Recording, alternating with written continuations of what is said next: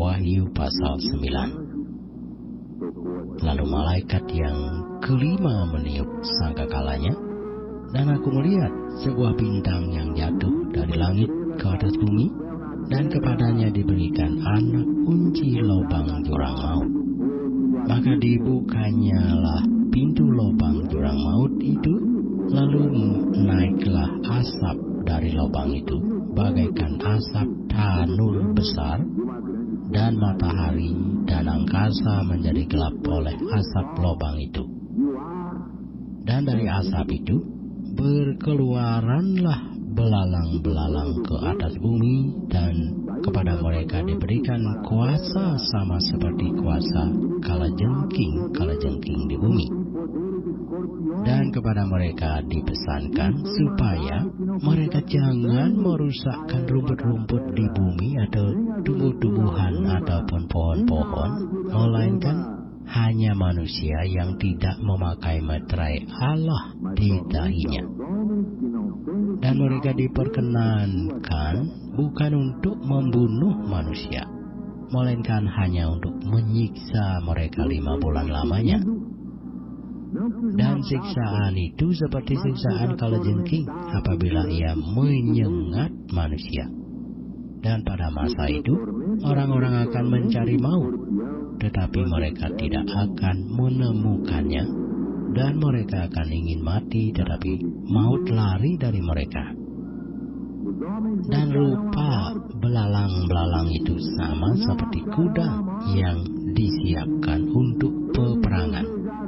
Dan di atas kepala mereka ada suatu yang menyerupai mahkota emas, dan muka mereka sama seperti muka manusia, dan rambut mereka sama seperti rambut perempuan, dan gigi mereka sama seperti gigi singa, dan dada mereka sama seperti baju sirah, dan bunyi sayap mereka bagaikan bunyi kereta-kereta yang ditarik banyak kuda yang sedang lari ke medan peperangan.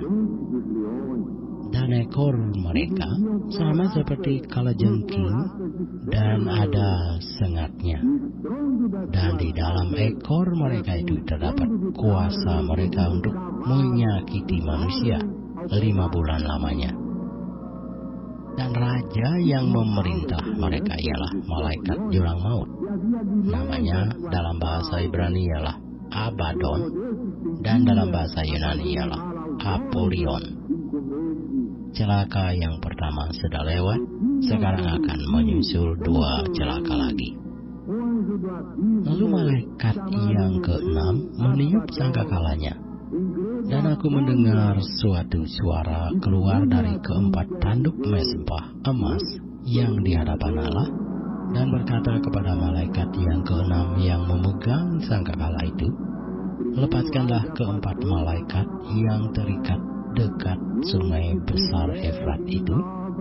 Maka dilepaskanlah keempat malaikat yang telah disiapkan bagi jam dan hari, bulan dan tahun, untuk membunuh sepertiga dari umat manusia. Dan jumlah tentara itu ialah 20.000 laksa pasukan berkuda. Aku mendengar jumlah mereka. Maka demikianlah aku melihat dalam penglihatan ini kuda-kuda dan orang-orang yang menungganginya. Mereka memakai baju sirah merah api dan biru dan kuning belerang warnanya.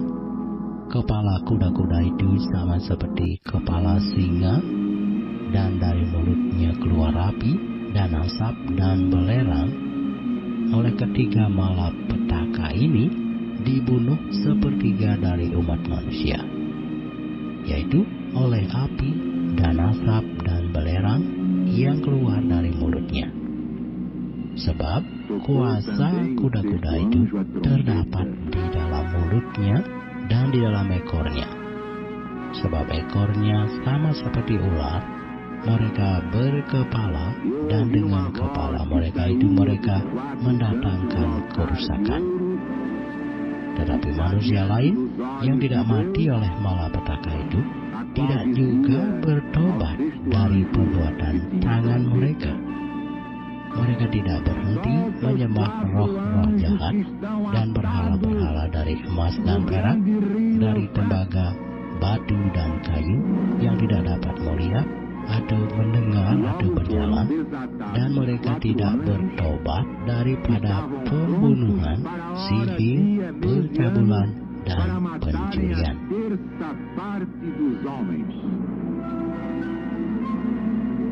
E o número deste exército de cavalaria era de 200 milhões.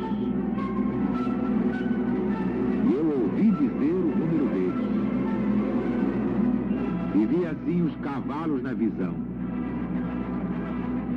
Os que estavam montados neles tinham as couraças de fogo e de cor de jacinto e de enxofre, e as cabeças dos cavalos eram como cabeças de leões. E da sua boca saía fogo e fumo e enxofre.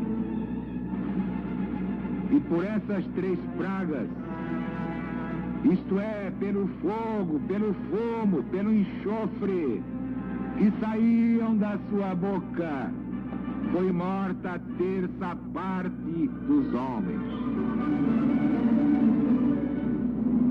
Porque o poder dos cavalos está na sua boca e nas suas caudas. Porque as suas caudas se assemelhavam com as caudas das serpentes. Tinham cabeças para com elas danar. E os outros homens que não foram mortos por estas pragas, nem se arrependeram das suas obras, adorando demônios e os ídolos de ouro e de prata e de cobre e de pedra e de pau, que nem podem ver, nem ouvir, nem andar, não fizeram penitência dos seus crimes, nem das suas impurezas, nem dos seus furtos.